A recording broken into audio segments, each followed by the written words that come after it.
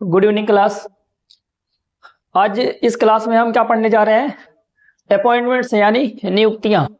ठीक ना, जितने मतलब इंपॉर्टेंट नियुक्तियां होती है ना, जैसे प्रधानमंत्री की नियुक्ति कौन करता है, मुख्यमंत्री की नियुक्ति कौन करता है, गवर्नर की नियुक्ति कौन करता है, मतलब ये जो नियुक्तियां होती है ना, आज इनको हम पढ़ लेंगे। ठीक ना, ठीक ना, इस क्लास में आज हम यही कवर करेंगे। ठीक, चलो भैया पहले हम देखते हैं। पहले नंबर पे हम यहाँ पर प्रधानमंत्री से उठाते हैं। ठीक ना, प्रधानमंत्री को क्या बोलते हैं? प्राइम मिनिस्टर बोलते हैं। ठीक ना, प्राइम मिनिस्टर। ठीक, अच्छा, कल वाले वीडियो में हम लोग ये देखे थे, कल वाले वीडियो में हमने शपथ देख लिया, मतलब ओथ।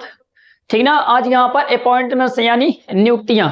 ठीक ना, प्रधान मतलब कि प्राइम मिनिस्टर यानी इनको हम हिंदी में क्या बोलते हैं भैया? प्रधानमंत्री बोलते हैं। ठीक ना क्लास, प्रधानमंत्री बोलते हैं। अब बात आती है, ये प्रधानमंत्री होता है इसकी नियुक्ति कौन करता है? समझ गए? अच्छा, एक और पूछता है कि किस आर्टिकल के तहत यानी किस अनुच्छेद के तहत ये नियुक्ति करता है। समझ गए कि नहीं समझ गए? देखो ऐसा, देखो जनरली अगर आपको एक चीज बताता हूं कि भैया दो पद होते हैं, जैसे एक हमने कहा संवैधानिक पद होता है और एक वैधानिक पद होता है। तो जितनी संवैधानिक पद होते हैं मोस्टली वहां पर जो नियुक्ति होती है राष्ट्रपति करता है, और वैधानिक पदों में भी कुछ ऐसे होते हैं जहां पर राष्ट्रपति अपॉइंटमेंट करता है, बाकी चीजों पे देखेंगे। समझ गए? लेकिन जितनी संवैधानिक पद होते हैं वहां पर अगर से अपॉइंटमेंट्स यानी नियुक्तियां पूछता है तो आप राष्ट्रपति मानना। समझ गए कि नहीं समझ गए? अब यहां पर हम आते हुए प्राइम मिनिस्टर यानी प्रधानमंत्री, यह एक संवैधानिक पद है, ये अपने संविधान में लिखा गया है। संवैधानिक पद का मतलब या संवैधानिक निकाय का मतलब ये होता है कि जो अपने संविधान में लिखा गया है, और जिन बातों को संविधान में नहीं लिखा गया है उनको हम वैधानिक पद मानते हैं। वैधानिक पद का मतलब होता है कि जिनको हम कानून के द्वारा बनाए हैं। समझ गए कि नहीं समझ गए? चलो अब इतनी बात आप समझ गए होंगे, इतने आप समझदार हैं, समझ गए, आप इतने दिन से आज मुझसे जुड़े हुए हैं तो कम से कम इतना आपको पता ही होगा। ठीक ना, हम कहेंगे भैया प्रधानमंत्री की नियुक्ति कौन करता है? समझ गए?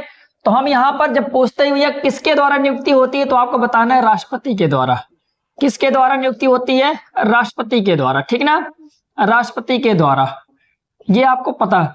लेकिन ये जो राष्ट्रपति नियुक्त करता है ये किस अनुच्छेद के तहत करता है? तो हम कहते हैं भैया ये ना आर्टिकल 75(1) का प्रयोग करता है। तो बाबू आर्टिकल 75(1) में ये बात लिखी गई है कि प्रधानमंत्री की नियुक्ति कौन करेगा? राष्ट्रपति करेगा। समझ गए? अच्छा चलो अब हम दूसरे नंबर पे चलते हैं।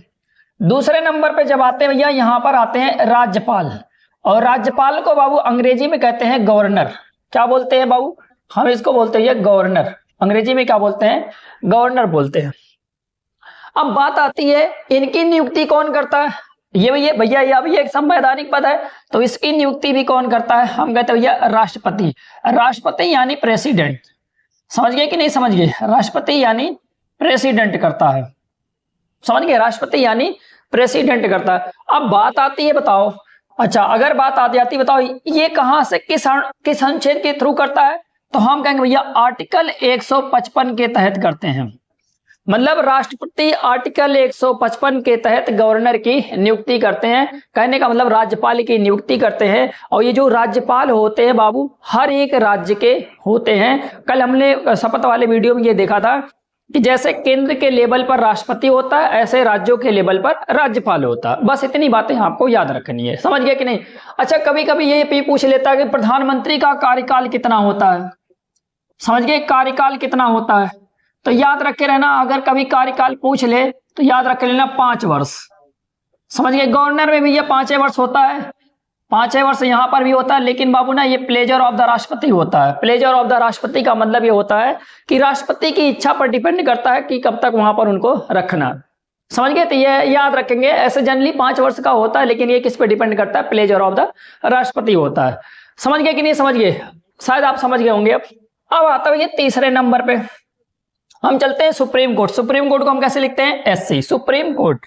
अब यहां पर आता भैया, यहां पर पहले आप पढ़ते हैं CJI, मतलब चीफ जस्टिस ऑफ इंडिया। इनको हम क्या बोलते हैं भैया? तो हम यहां पर लिखते हैं भैया चीफ जस्टिस ऑफ इंडिया इनको बोला जाता है। और बाबू हिंदी में इनको बोलते हैं मुख्य न्यायाधीश, मुख्य न्यायाधीश बोला जाता है। ये सुप्रीम कोर्ट की बात कर रहे हैं अभी। अब कहेगा ये सुप्रीम कोर्ट के जो चीफ जस्टिस ऑफ इंडिया है या CJI है, इनकी नियुक्ति कौन करता है? हम कहेंगे भैया इनकी नियुक्ति भी कौन करेगा? राष्ट्रपति। कौन करता है इनकी नियुक्ति? राष्ट्रपति करता है। तो सर क्या ये संवैधानिक पद नहीं है सीजीआई? बाबू संवैधानिक पद है, ये अपने संविधान में मेंशन्ड है, समझ गए? इसका मतलब ये क्या हुआ? एक संवैधानिक पद हुआ। अगर हम इस संवैधानिक पद की बात करते हैं तो इसका मतलब जितने संवैधानिक पद होंगे तो कहीं ना कहीं किसी ना किसी अनुच्छेद में लिखे गए होंगे। तो अब यहां पर बात आती है राष्ट्रपति चीफ जस्टिस ऑफ इंडिया का नियुक्ति किस अनुच्छेद के थ्रू करते हैं? तो हम कहेंगे भैया अगर आर्टिकल पूछ ले तो आर्टिकल आप कितना बताओगे? 124(2), समझ गए? 124(2) के तहत राष्ट्रपति चीफ जस्टिस ऑफ इंडिया की नियुक्ति करते हैं। याद हुआ आपको? अब देखो, अच्छा अगर कभी कभी इनमें भी ऐसे आपको कार्यकाल पूछ लेता है, भैया ये भी कार्यकाल निश्चित नहीं होता है, ये कार्यकाल निश्चित नहीं होता है। याद रखेंगे कि कार्यकाल इनका जो होता है निश्चित नहीं होता है, लेकिन उसमें एक बात बोला गया है कि भैया जो जज बनेगा या चीफ जस्टिस ऑफ इंडिया बनेगा वो 65 वर्ष की उम्र तक रह सकता है। जैसे मान लो कि अगर वो 64 वर्ष की आयु में बना, 64 वर्ष की आयु में चीफ जस्टिस ऑफ इंडिया बना, तो कहने का मतलब केवल वो 1 साल के लिए क्या बनेगा? सीजीआई बनेगा, उसके बाद वो खुद रिटायर हो जाएगा, समझ गए? तो ये याद रखे रहना कि 65 वर्ष वहां पर अधिकतम होता है। 65 वर्ष का अगर से बंदा हो चुका है तो वो सीजीआई अब नहीं रह सकता, वो रिटायर हो जाएगा, उससे कम होने चाहिए, समझ गए? तो ये बात अपने दिमाग में थोड़ी थोड़ी से रखेंगे, समझ गए? अब आता है, अच्छा सुप्रीम कोर्ट में केवल यही थोड़ी होते हैं, जज भी होते हैं। जज का मतलब ये होता है न्यायाधीश। अगर न्यायाधीश की बात करें तो बताओ न्यायाधीश की नियुक्ति कौन करेगा? हम कहेंगे भैया न्यायाधीशों की नियुक्ति भी राष्ट्रपति ही करते हैं। कौन करते हैं? हम कहेंगे राष्ट्रपति ही करते हैं, समझ गए? कि मतलब न्यायाधीशों की नियुक्ति भी कौन करता है? राष्ट्रपति ही करते हैं। तो बताओ ये भी कौन से आर्टिकल के थ्रू करेंगे? हम कहेंगे भैया ये आर्टिकल के 124(2) के तहत भी इनकी भी नियुक्ति होती है, समझ गए? अच्छा इनमें सर क्या होते हैं, क्या इनमें भी कोई बाउंडेशन होता है कि नहीं होता, ये भी बता दिए। नहीं बाबू, सेम बाउंडेशन यहाँ पर भी होता है कि 65 वर्ष की उम्र के तक ये रहेंगे, उसके बाद ये नहीं रह सकते। ठीक, आर यू क्लियर? ठीक ना? जज हो गया, न्यायाधीश हो गया, राष्ट्रपति हो गया, सब में यहाँ पर क्लियर कर लिए, ठीक ना? अब 3 हम पढ़ लिए, अब थोड़ी और आगे चलते हैं, ठीक ना? आगे इसको पहले इरेज करेंगे तब आगे चलेंगे।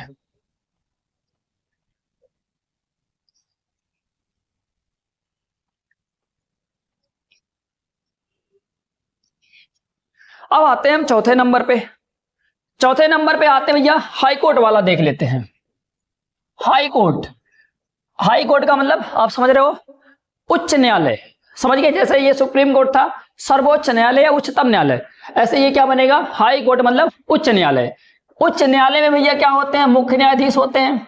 हमने माना हाँ मुख्य न्यायाधीश होते हैं, यहां पर भी मुख्य न्यायाधीश होंगे।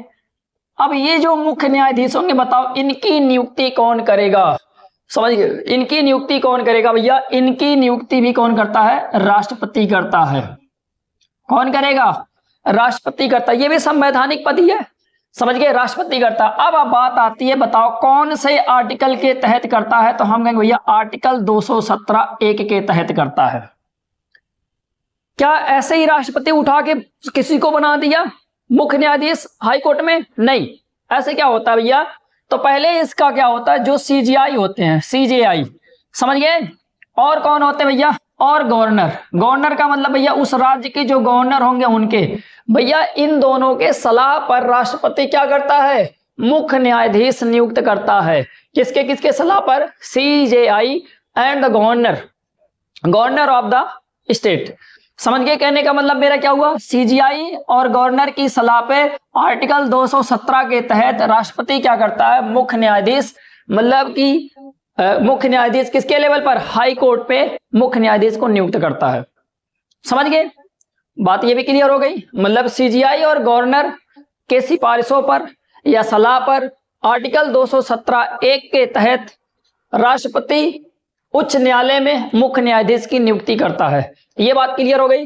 अच्छा, तो जो जज होते हैं, जज का मतलब आप समझ रहे होंगे, जज का मतलब बाबू आपको समझ में आना चाहिए न्यायाधीश।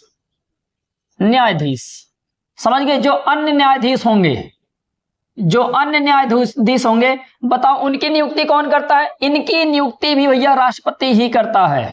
इनकी नियुक्ति को भी कौन करता है? राष्ट्रपति ही करता है। बताओ किस आर्टिकल के थ्रू? तो हम कहते हैं भैया आर्टिकल 217(1) के तहत। समझ गए?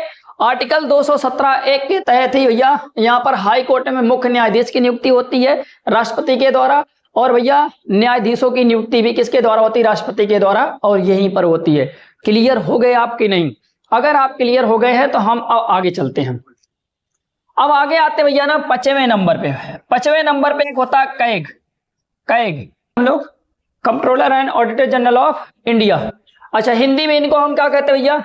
हम हिंदी में इनको बोलते हैं नियंत्रक एवं महालेखा परीक्षक, इनको ये बोला जाता है। समझ गए? हिंदी में इनको क्या बोलते हैं? नियंत्रक एवं महालेखा परीक्षक बोलते हैं। अच्छा, अब इनकी बात करते हैं भैया, इनको कौन दिलाता है? यह भी एक संवैधानिक पद है कि नहीं? तो हम कहेंगे भैया यह भी एक संवैधानिक पद है। समझ गए? यह भी क्या है? हम कहेंगे भैया यह भी एक संवैधानिक पद है। तो भैया इसका संवैधानिक पद अगर से होगा तो राष्ट्रपति ही दिलाएगा, और कौन दिलाएगा? समझ गए? तो इनको भी कौन दिलाता है? तो हम कहते हैं भैया राष्ट्रपति दिलाते। चलो देखते कैसे दिलाते राष्ट्रपति। समझ गए? भैया बात क्या आती है, इनको भैया मतलब इनकी नियुक्ति कौन करता है? इनकी नियुक्ति की अगर हम बात करते हैं भैया, बताओ इनकी नियुक्ति कौन करता है? हम कहेंगे भैया इनकी नियुक्ति राष्ट्रपति करता है। कौन करता है? राष्ट्रपति करता है। इनकी नियुक्ति कौन करता है? राष्ट्रपति करता है। राष्ट्रपति इनकी नियुक्ति कौन से आर्टिकल के थ्रू करता है? तो हम कहेंगे भैया 148। आर्टिकल भूलना नहीं है। समझ गए? कितना? 148। भैया अगर आपसे पूछ ले बताओ कैग का जो कार्यकाल होता है कितना होता है? भैया कितने वर्षों के लिए इनकी नियुक्ति हो जाती है? देखो बाबू, इनका भी कुछ निश्चित काल नहीं होता है, लेकिन भैया अगर 6 वर्ष तक हो गए हैं तो 6 वर्ष के बाद ये अपने आप रिटायर हो जाएंगे। नहीं तो बाबू यहाँ पर एक बना दिया गया है 65 वर्ष वाला, कि अगर इनकी एज लिमिट 65 वर्ष को क्रॉस कर रही है तब भी इनको क्या कर दिया जाएगा? रिटायर कर दिया जाएगा। अगर देखो पहली बात तो इनका कार्यकाल निश्चित नहीं है। दूसरे नंबर पे 6 वर्षों के अंदर अंदर अगर से हो जाते, नहीं तो 6 वर्ष के बाद अपने आप हट जाएंगे। ठीक ना? अगर नहीं हो पा रहा तो भैया अगर 65 वर्ष की एज को क्रॉस कर रहे हैं तब भी अपने आप हट जाएंगे। समझ गए इतनी बात? तो इतनी बात आपको यहाँ पर भी पता होना चाहिए। ये बाबू एक बार देख लेना controller and auditor general of India के बारे में। ठीक ना? अब आगे चलते हैं, और भी आगे चलते हैं 66वें नंबर पे। समझ गए? अगर 66वें नंबर पे बात करते हैं भैया इलेक्शन कमीशन ऑफ इंडिया। समझ गए? वहां चलेंगे, मतलब चुनाव आयोग वाले में। चुनाव आयोग में बाबू एक क्या होते हैं? मुख्य चुनाव आयुक्त होते हैं, जिनको हम क्या बोलते हैं भैया? आगे यहां पर लिखेंगे पहले वाले पे। पहले को हम क्या बोलते हैं भैया? Chief election commissioner. Election commissioner. Hindi में बाबू इनको क्या बोलते हैं? तो हम कहते हैं भैया हिंदी में इनको बोलते हैं मुख्य चुनाव आयुक्त। मुख्य चुनाव आयुक्त। क्या बोलेंगे इनको? मुख्य चुनाव आयुक्त। शॉर्ट फॉर्म में इनको बोलते हैं CEC। समझ गए? Chief election commissioner. समझ गए? और कमिश्नर का मतलब होता है आयुक्त। अब बात देखो समझना कि मतलब बताओ इनकी नियुक्ति कौन करता है? हम कहते हैं भैया जब इनकी नियुक्ति के बारे में बात आती है, यह भी एक संवैधानिक पद है, तो इसका मतलब ये हो गया कि इनकी नियुक्ति भी कौन करता है? राष्ट्रपति करता है। लेकिन बाबू इंपॉर्टेंट बात ये होता है कि ये बताओ कौन से आर्टिकल के तहत? तो हम कहेंगे भैया अगर आर्टिकल पूछ ले तो आर्टिकल बताना है 324। समझ गए? क्या बताओगे? चीफ इलेक्शन कमिश्नर की नियुक्ति कौन करता है? राष्ट्रपति। अगर पूछता भैया कौन से अनुच्छेद के तहत, आप बताओगे 324। समझ गए? अच्छा, अब आपसे पूछेगा बताओ ये क्या, बताओ इनका क्या कार्यकाल निश्चित होता है? बाबू एकदम कुछ नहीं निश्चित होता है। तब इनके में भी वही बनाया गया कि भैया देखो तुम 6 वर्ष से ज्यादा तुम नहीं रह सकते इस पद पर। समझ गए कि नहीं समझ गए? अगर 6 वर्ष हो जा रहा है तो आप इस पद से अपने आप हट जाओगे, या तो भैया अगर आप 65 वर्ष को क्रॉस कर रहे हो इसका मतलब आप तब भी इस पद से अपने आप हट जाओगे। यहां पर बाबू कोई भी निश्चित कार्यकाल नहीं होता है। बात समझ गए? इनका भी क्या नहीं होता है? निश्चित कार्यकाल नहीं होता है। समझ गए? और आगे चलते हैं। अब अभी बाबू यहां पर और एक ये बचता है। समझ गए कि जो इलेक्शन कमिश्नर होता, मुख्य नहीं है, ऐसे ही केवल जो इलेक्शन कमिश्नर होता है उसकी हम बात करते हैं। अगला लिखेंगे बाबू इलेक्शन कमिश्नर। 7वें नंबर पे अगर हम बात करते हैं तो यहां पर हम क्या लिखेंगे, इलेक्शन कमिश्नर बाबू, इलेक्शन कमिश्नर। समझ गए, इनको हम क्या बोलते हैं, ये चुनाव आयुक्त बोलते हैं, केवल इनको क्या बोलते हैं, चुनाव आयुक्त बोलते हैं। समझ गए, ये तो अभी जल्दी ही बढ़ाएगा, नहीं पहले केवल वही होता था, मैं नहीं बस, और ज्यादा कुछ नहीं होते थे। सेम बाबू जो जो चीजें यहां पर है उठा के यहां पे भी रख दो। समझ गए, नियुक्ति कौन करवाएगा, साफ बात है, नियुक्ति की अगर बात करता है संवैधानिक पद है, मतलब राष्ट्रपति करवाएगा।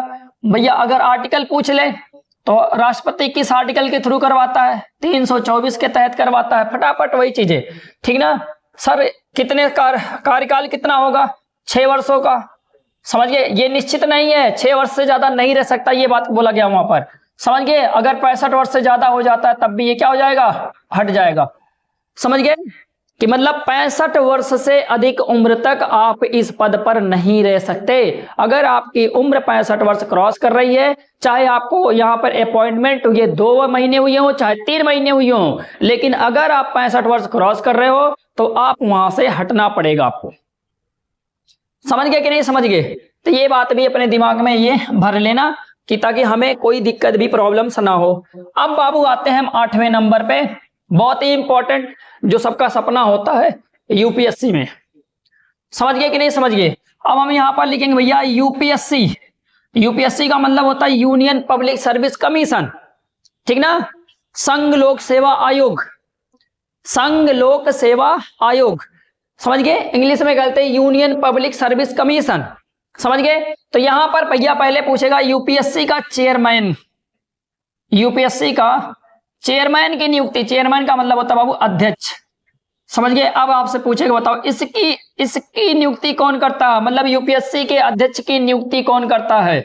समझ गए, नियुक्ति की बात अगर से करते बाबू, यह भी एक संवैधानिक पद है, याद रखेंगे, तो इसकी नियुक्ति भी कौन करता है, राष्ट्रपति करता है। मैं ऐसा बना दिया हूं कि जितने राष्ट्रपति करते हैं उनको पहले एक साइड में सजा दो, ठीक ना, फिर पीएम वाले सजा देंगे, फिर गवर्नर वाले सजा देंगे, फिर बल्ले बल्ले। समझ गए कि नहीं समझ गए, पॉइंट समझते रहना। यूपीएससी के जो चेयरमैन होंगे या जो अध्यक्ष होंगे उनकी भी नियुक्ति कौन करता है, हम कहेंगे भैया राष्ट्रपति करता है, ठीक ना। अच्छा अब बताओ ये किस आर्टिकल के तहत करता है, हम कहते हैं भैया ये आर्टिकल 365 लिखने जा रहा था, आर्टिकल 316 के तहत करता है। किसके तहत, हम कहेंगे आर्टिकल 316 के तहत। अनुच्छेद 316 में ये बातें लिखी गई हैं कि ये जो राष्ट्रपति होता है ये यूपीएससी के चेयरमैन की नियुक्ति कर सकता है या करता है। समझ गए कि नहीं समझ गए। अच्छा कार्यकाल में वही, कार्यकाल अगर पूछता बाबू यहाँ पर कुछ भी निश्चित नहीं होता, इसलिए इसमें भी वही रखा गया है कि 6 वर्ष से अधिक आप नहीं रह सकते हो, और बाबू 65 वर्ष के उम्र के नीचे ही रहना चाहिए। 65 वर्ष के अगर आप हो चुके हो तो आपको भी क्या करना होगा, इस पद को त्यागना होगा। समझ गए, पहली बात क्या बोला है उसने, पहली बात बोला है ये जो 6 वर्ष है, कितना है 6 वर्ष। समझ गए, यहाँ पर निश्चित नहीं बोला गया कि तुम 1 साल के लिए हुई हो, 2 सालों के लिए हुई हो, ये सब प्लेजर ऑफ द राष्ट्रपति है, राष्ट्रपति जब चाहे तब हटवा दे। लेकिन बाबू देखो संवैधानिक पद है, एक बार अगर पद पे कोई पहुंच गया ना तो इतना आसान नहीं हटाना। समझ गए ना, हाँ बहुत बहुत डिफिकल्ट चीजें होती हैं भैया। ये नियुक्त करना एक बार आसान है लेकिन हटाना इतना आसान नहीं है, याद रखे रहना ये बात। समझ गए कि नहीं समझ गए, तो बाबू ये आपको समझना पड़ेगा। पहले यूपीएससी का जो अध्यक्ष होता है उसकी नियुक्ति राष्ट्रपति करता है, किस अनुच्छेद के तहत, 316 के तहत। समझ गए, लेकिन बाबू इस पद पर ये 6 वर्षों से अधिक नहीं रह सकता है। अगर इस पद पर ये विराजमान है 6 वर्ष से ज्यादा हो गए तो इसको यहां से क्या पड़ना, हटना पड़ेगा। अच्छा मान लो कि 6 वर्ष के पहले पहले वो 65 वर्ष का क्रॉस कर जाता है तो तब भी हट जाएगा। समझ गए कि नहीं समझ गए। अच्छा ऐसे बाबू यूपीएससी में और सदस्य भी होते हैं, तो ये बताओ सदस्यों की नियुक्ति कौन करता है, सदस्यों की नियुक्ति, यूपीएससी के सदस्यों की नियुक्ति कौन करता है। समझ गए, सदस्यों की नियुक्ति भी कौन करता है, हम कहेंगे राष्ट्रपति करता है, क्योंकि ये भी एक संवैधानिक पद है। बाबू कौन से आर्टिकल के तहत करेगा, हम कहेंगे भैया आर्टिकल 316 के तहत करेगा। बाबू ये भी कितने वर्ष, तो हम कहेंगे भैया यहाँ पर भी वही 6 वर्ष और 65 वर्ष वाला यहाँ पर भी चलेगा। ये बैरियर आप भूलना मत, ये बैरियर अभी भूलना नहीं आपको, ठीक ना, क्योंकि इसमें बैरियर में बहुत कुछ है। अब हम चलते हैं आगे। जब हम आगे चलते हैं आगे जब हम चलते बाबू, एक होता है NHRC। क्या होता है? NHRC, बहुत इंपॉर्टेंट है NHRC। तो यहां पर मैं लिखूंगा 9वें नंबर पे NHRC। इसका मतलब बाबू फुल फॉर्म लिखेंगे, नेशनल ह्यूमन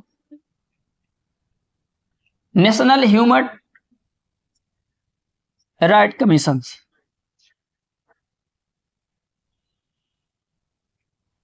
राइट कमीशन, समझ गए? National human right commission. इसका मतलब ये होता है बाबू राष्ट्रीय मानवाधिकार आयोग। क्या लिखोगे यहां पर हिंदी में? हिंदी में हम लिखेंगे भैया राष्ट्रीय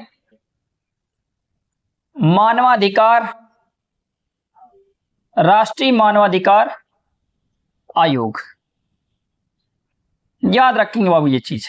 अच्छा, एक बात यहां आपसे पूछता है कि इसकी स्थापना मतलब ये कब से चल रहा है? तो 1993 से चल रहा है। ये क्वेश्चन कई बार पूछा है, यही केवल डायरेक्ट सन ही पूछा, ठीक ना? तो राष्ट्रीय मानवाधिकार आयोग कब? 1993, ठीक ना? अब आगे चलेंगे भैया। देखो, पहली बात बाबू, यह एक संवैधानिक निकाय नहीं है, तो यहां पर हम लिखेंगे यह एक वैधानिक निकाय है। तो यह वैधानिक निकाय तो राष्ट्रपति नहीं करेगा क्या इसकी? अगर ये वैधानिक निकाय है तो क्या राष्ट्रपति इनकी नियुक्ति नहीं करेगा? मैंने ऐसा कब बोला कि केवल संवैधानिक पदों के निकाय जो होते हैं केवल उन्हीं की नियुक्ति राष्ट्रपति करता है? ऐसा मैंने कभी बोला ही नहीं, ठीक ना? लेकिन बाबू ये क्या है? ये वैधानिक पद है। वैधानिक पद का मतलब ये होता है कि अब आपको आर्टिकल नहीं रटने पड़ेंगे, नहीं तो आर्टिकल रटने पड़ते, समझ गए? क्योंकि अगर संवैधानिक होता तो संविधान में लिखा होता, और संविधान में लिखा होता तो किसी ना किसी अनुच्छेद में लिखा होता। अब ये अनुच्छेद में थोड़ी लिखा है, अब ये कहां पर लिखा है? ये वैधानिक है, मतलब कोई कानून बनाया गया, फिर कानून के थ्रू इसको एस्टेब्लिश किया गया, इसकी स्थापना किसी कानून के थ्रू किया गया है। तो हम कहेंगे भैया यह एक वैधानिक निकाय है। निकाय का मतलब अच्छा मतलब स्टैच्यूटरी बॉडी है। ये कौन सी बॉडी है? तो हम कहेंगे भैया स्टैच्यूटरी बॉडी, समझ गए? स्टैच्यूटरी बॉडी है ये, समझ गए? इसका मतलब इसकी स्थापना जो की गई है किसी कानून या किसी लॉ के थ्रू किया गया। पहली बात तो यही याद रखेंगे। अब हम कहते हैं भैया चलो इनके जो अध्यक्ष होंगे, इनके अध्यक्ष, समझ गए? इनके अध्यक्ष। अब आपसे कहेगा बताओ इनके अध्यक्ष की नियुक्ति कौन करता है? हम कहते हैं भैया करता तो भैया इनकी अध्यक्ष की जो नियुक्तियां होता है वो राष्ट्रपति ही करता है। नियुक्ति कौन करेगा? तो हम कहेंगे भैया देखो बिना कहे मारना है कि राष्ट्रपति करता है, समझ गए भैया? इतना बड़ा ये आयोग है जहां पर आपके अधिकारों का हनन होता, यही तो देखता है, समझ गए कि नहीं समझ गए? ये भैया इनकी नियुक्ति कौन करेगा? राष्ट्रपति करेगा। क्या किसी अनुच्छेद के थ्रू? नो नो, किसी अनुच्छेद के थ्रू नहीं। क्यों नहीं? क्योंकि बाबू ये क्या है? ये वैधानिक निकाय है, ये संविधान में नहीं लिखा गया था, ये तो बाद में लेके आया गया ना। तो ये यहाँ पर कोई भी आपको अनुच्छेद याद करने की जरूरत नहीं है। लेकिन जो ये राष्ट्रपति करता है ना, ऐसे नहीं कर देता है बाबू। इसके लिए क्या बनते बाबू? एक यहाँ पर कमेटी बनाई जाती है जिसको बोला जाता है चयन कमेटी का नाम दिया जाता है, या सिलेक्शन कमेटी। समझ गए कि नहीं समझ गए? अच्छा, थोड़ी अब हम सिलेक्शन कमेटी के बारे में समझेंगे तब आगे चलेंगे, क्योंकि जब तक सिलेक्शन कमेटी नहीं समझ पाओगे तब तक बहुत सारी प्रॉब्लम्स आएंगी, ठीक ना? अब यहां पर हमें क्या करने होंगे भैया? सिलेक्शन कमेटी को थोड़ी सी समझनी है, ठीक ना, ताकि आपको चीजें याद आ जाए। अब बाबू नियुक्ति की अगर बात करता है तो राष्ट्रपति ऐसे नहीं कर देता बाबू। पहले ही क्या बनाता भैया? एक सिलेक्शन कमेटी बनाता है, सिलेक्शन कमेटी। और ये जो सिलेक्शन कमेटी होता है बाबू, इसको क्या बोलते हैं भैया? चयन समिति बोलते हैं, हिंदी में चयन समिति बोलते हैं, समझ गए? अच्छा, इसमें कौन कौन होता है भैया? हम कहते हैं भैया प्रधानमंत्री होता है, मतलब पीएम होता है, याद रखेंगे पीएम होता है। फिर हम कहेंगे भैया इसमें लोकसभा अध्यक्ष होते हैं। कौन होते हैं? हम कहेंगे भैया लोकसभा अध्यक्ष होते हैं, याद रखेंगे प्रधानमंत्री, लोकसभा अध्यक्ष। और बाबू देखो, और इसमें कौन होता है? हम कहेंगे भैया राज्यसभा के उपसभापति, सभापति नहीं उपसभापति, राज्यसभा के उपसभापति, उपसभापति, ये भी समझ गए? समझ गए? और कौन होता है भैया? लोकसभा, समझ गए? और क्या होते हैं भैया? लोकसभा के जो विपक्ष के नेता होंगे वो लोग भी होंगे इसमें, ठीक ना? क्या लिखेंगे?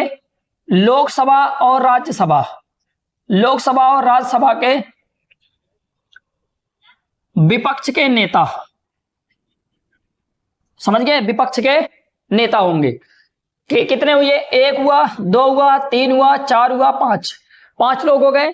कैसे पांच लोग हो गए भैया? प्रधानमंत्री होगा, लोकसभा अध्यक्ष होगा और राज्यसभा के उपसभापति, याद रख रहना, सभापति नहीं उपसभापति, समझ गए। फिर यहां देखो क्या बोला गया, लोकसभा और राज्यसभा के विपक्ष के नेता, मतलब समझ गए जो पार्टी इस समय बहुमत में है उसके खिलाफ जो पार्टी थी, जो उससे थोड़ी कम वोट लेके आई थी, हारी थी, उसको हम क्या बोलते हैं भैया? विपक्ष पार्टी बोलते हैं। तो उसमें का जो मेन लीडर होता है उसको क्या बोलते हैं भैया? विपक्ष का नेता बोलते हैं, ठीक ना। अब बाबू ये बात आती है, ये लोग हो गए। अच्छा, एक लोग और इसमें होते भैया, होम मिनिस्टर। कौन होता है? होम मिनिस्टर, जिसको हम क्या बोलते हैं भैया? गृह मंत्री बोलते हैं। इतने लोग मिलकर क्या बनाते हैं बाबू? सिलेक्शन कमेटी बनाते हैं। क्या बनाते हैं? हम कहेंगे भैया सिलेक्शन कमेटी बनाते हैं। फिर ये लोग क्या करते हैं बाबू? ये लोग क्या करते हैं? ये लोग भैया सलाह देते हैं। ये लोग सलाह देते हैं और इनकी सलाह पे जो राष्ट्रपति होता है ना, जो राष्ट्रपति होता है बाबू, ये क्या करता है? NHRC के अध्यक्ष की नियुक्ति करता है। अध्यक्ष की क्या करता है? ये नियुक्ति करता है। समझ गए होंगे आप? इनकी क्या करता है? ये नियुक्ति करता है। सेम प्रोसेस बाबू जो ये NHRC होते हैं ना, इसके सदस्यों का भी ऐसे ही चलता है। समझ गए कि नहीं समझ गए? NHRC के अध्यक्ष की नियुक्ति करता है और बाबू चाहे तो यहां पर आप सदस्यों की भी लिख सकते हो। समझ गए? सदस्यों की भी ऐसे ही करता है। अगर कभी आपसे पूछ लिया जाए बताओ NRC के अध्यक्ष की नियुक्ति कौन करता है? राष्ट्रपति करता है। भैया किसके सलाह पे? तो हम कहेंगे भैया सिलेक्शन कमेटी की, या जिसको बोलते हैं चयन समिति बोलते हैं। चयन समिति में कितने होते हैं? PM, लोकसभा अध्यक्ष, राज्यसभा के उपसभापति, लोकसभा राज्यसभा के विपक्ष के नेता और गृह मंत्री। इतने लोग जब सलाह देते हैं तब जाके ये चाहे अध्यक्ष नियुक्त करना हो और चाहे सदस्यों की नियुक्ति करनी हो, तब जाके ये राष्ट्रपति करता है। इतनी बातें अगर आपको समझ में आ गई तो आप बहुत ही स्टेबल फॉर्म में आ चुके हो। समझ गए? ऐसे ही बाबू चलते हैं अब हम महिला आयोग पर। महिला आयोग पर चलेंगे। समझ गए? अब यहां पर हटा देते हैं, महिला आयोग आते हैं। यही नीचे लिखता हूं क्योंकि इसमें भी यही सिलेक्शन कमेटी काम करती है, ठीक ना। अब आगे हम क्या लिखेंगे भैया? जो भी नंबर रहा हो, नंबर आप बना लेना अपने हिसाब से। महिला आयोग, महिला आयोग, महिला आयोग के अध्यक्ष, महिला आयोग के अध्यक्ष या बाबू सदस्य, सदस्यों की नियुक्ति कौन करता भैया? कौन करता भैया? हम कहेंगे भैया देखो इनकी भी जो नियुक्ति होती है ना, हम कहते भैया सिलेक्शन कमेटी। सिलेक्शन कमेटी के आधार पर, सिलेक्शन कमेटी के आधार पर कौन करता है? हम कहेंगे भैया राष्ट्रपति करता है। बस इतना बहुत है। जैसे क्या बोलते हैं उसको, NHRC में जैसे था ऐसे इसमें भी है, ठीक ना। लेकिन बाबू एक बार क्वेश्चन ये भी पूछ सकता है कि महिला आयोग की स्थापना कब हुई थी? तो लिख लेना 1990 में। समझ गए? ये है स्थापना। लिखना जरूरी बाबू, इसलिए बता दे रहा हूं, लिख लेना कि महिला आयोग की जो स्थापना की गई 1990 में, ठीक ना। सर ये क्या संवैधानिक निकाय, एक वैधानिक? तो बाबू यहां पर लिखना है यह भी एक वैधानिक निकाय है। वैधानिक निकाय है मतलब जो इसकी स्थापना हुई है, याद रखे रहना, किसी कानून के थ्रू हुई है। ऐसे पहले से ये संविधान में मौजूद नहीं थे। लेकिन अब एक चीज मैं भूल गया, उसमें भी मेंशन करेंगे, इसमें भी मेंशन करेंगे। क्या बातें? हम कहेंगे बाबू जैसे हमने कहा इनके चाहे अध्यक्ष हों और चाहे इनके सदस्य हों, पूछेगा भैया इनके जो अध्यक्ष हैं और चाहे इनके बाबू सदस्य हैं, समझ गए? ये बाबू कितने साल के लिए होते हैं? तो आपको याद रखना बाबू 3 वर्ष के लिए। कितने वर्षों के लिए? 3 वर्षों के लिए।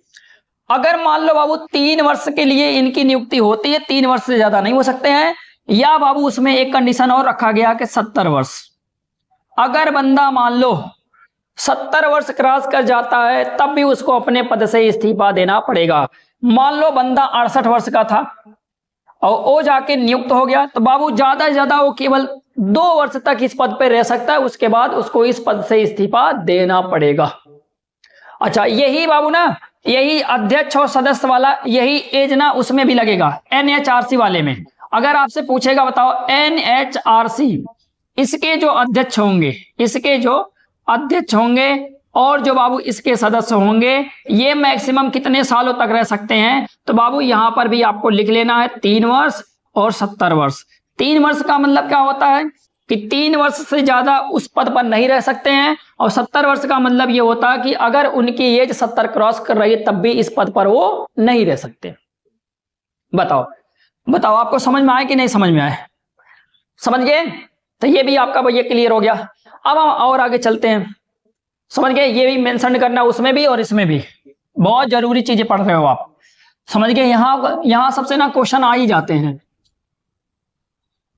नियुक्ति उक्तियों से बहुत क्वेश्चंस आ जाते हैं, वनडे एग्जाम में तो अक्सर आ जाते हैं,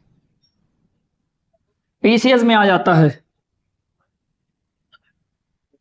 RO में आ जाते हैं। बहुत ही लाइटली मत लेना चीजों को, नहीं तो आपके लिए बहुत ज्यादा प्रॉब्लम्स क्रिएट होंगी, तब उसमें मेरी गलती नहीं है, तब उसमें सब आपकी गलती होगी। समझ गए कि नहीं समझ गए? हाँ। अगला लिखेंगे बाबू, अगला नंबर आप डाल लेना अपने हिसाब से। अगला हम बोलेंगे भैया चीफ इंफॉर्मेशन। क्या मैं लिख रहा हूं? आपसे पूछेगा चीफ इंफॉर्मेशन कमिश्नर। कमिश्नर, समझ गए? Chief information commissioner. बताओ भैया इसकी नियुक्ति कौन करता है, ये आपसे पूछेगा। भैया हिंदी इसकी बता देता हूं, इसको बाबू बोलते हैं मुख्य सूचना आयुक्त। मुख्य सूचना आयुक्त, समझ गए? मुख्य सूचना आयुक्त।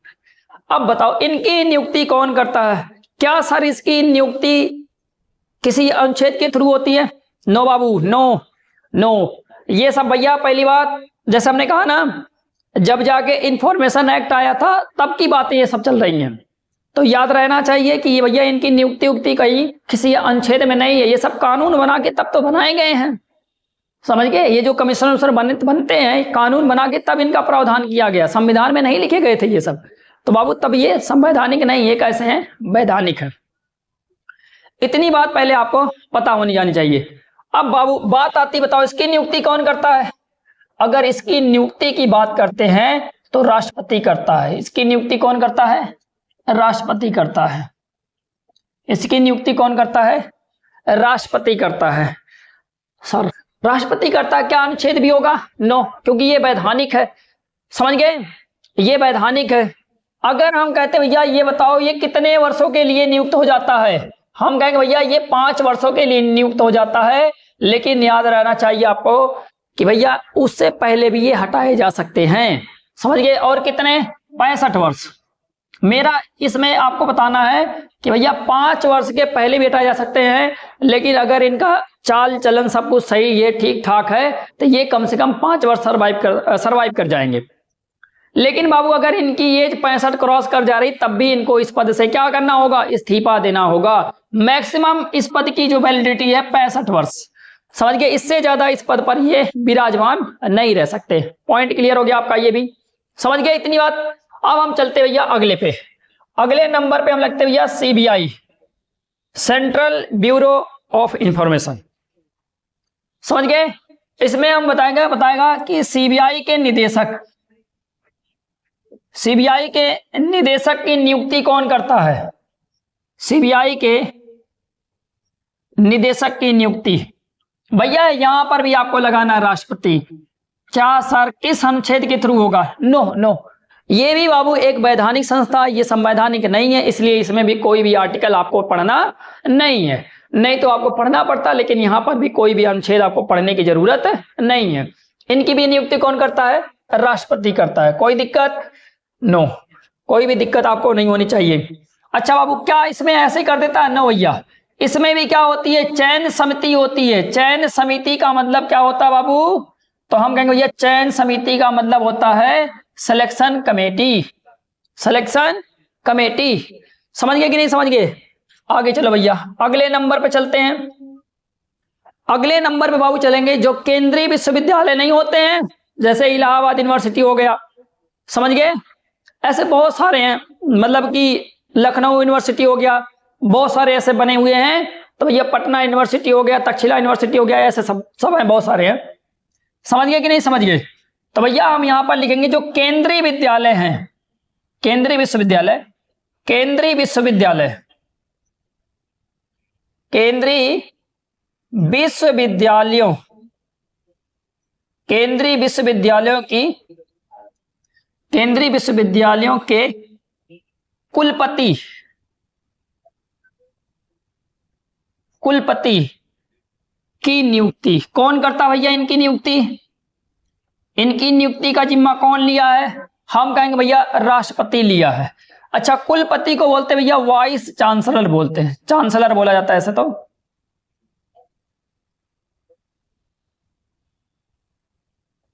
समझ गए? तो भैया इनकी भी नियुक्ति कौन करता है? हम कहेंगे भैया राष्ट्रपति करता है। कौन? राष्ट्रपति करता है, याद रखना चाहिए, राष्ट्रपति करता है। इसमें भी बाबू वही 5 वर्ष,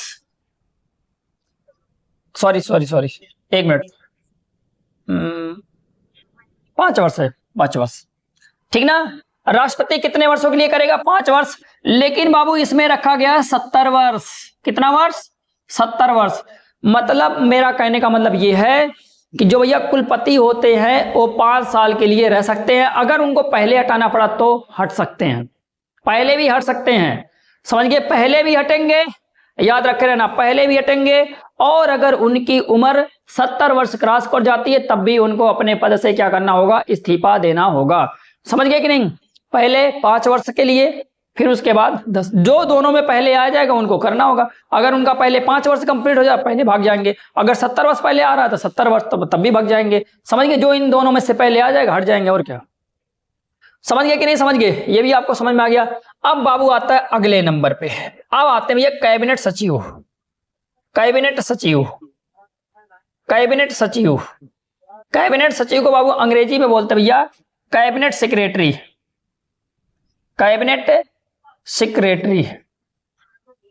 बताओ भैया इनकी नियुक्ति कौन करता है?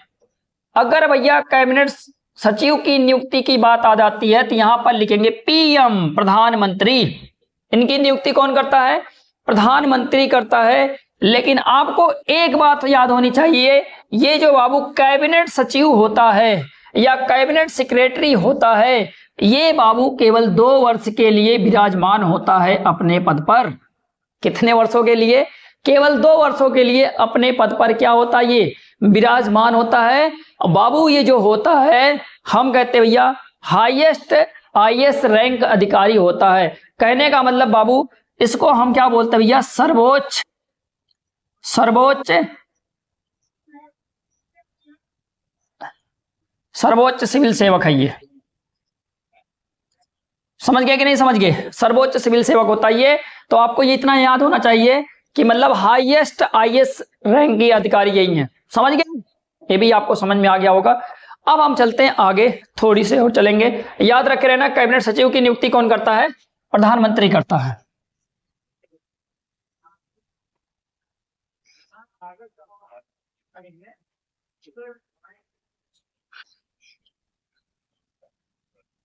अगले नंबर पे चलते हैं।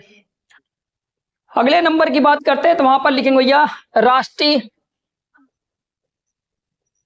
राष्ट्रीय सुरक्षा सलाहकार, सुरक्षा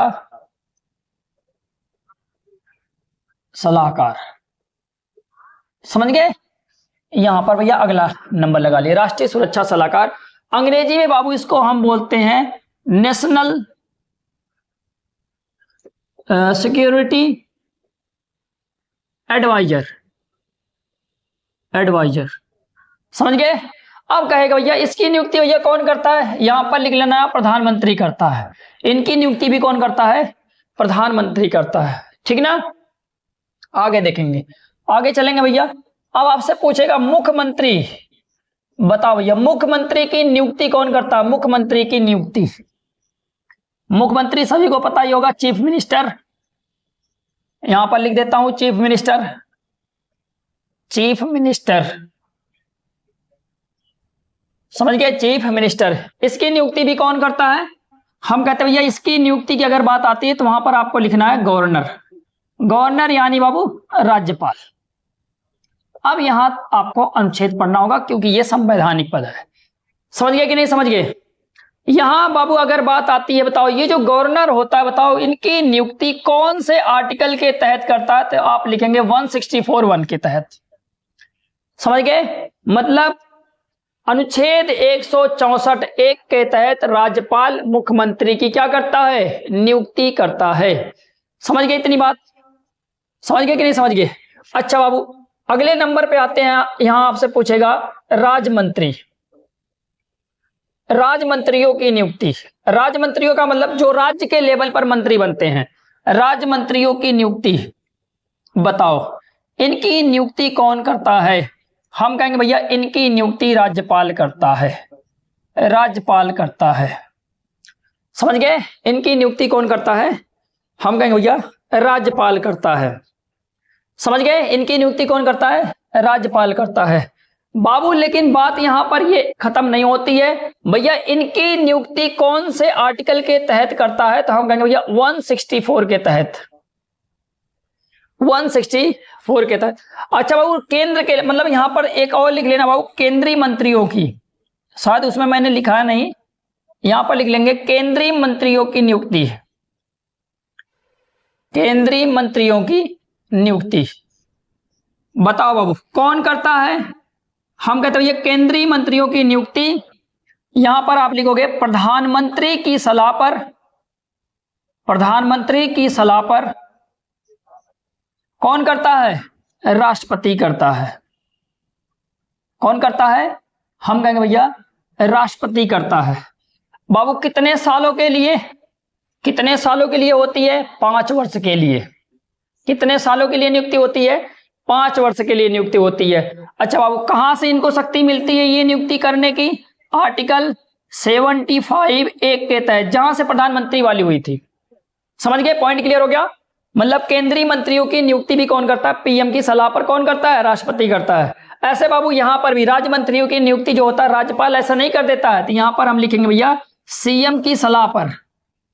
समझ गए? यहां पर आपको लिखना होगा सीएम की सलाह पर, ऐसा नहीं कर देता है, सीएम की सलाह पर। ये भी आपका क्लियर हो गया? एक और बच्चे उनको भी लिख लेते हैं, फिर काम खत्म करते हैं।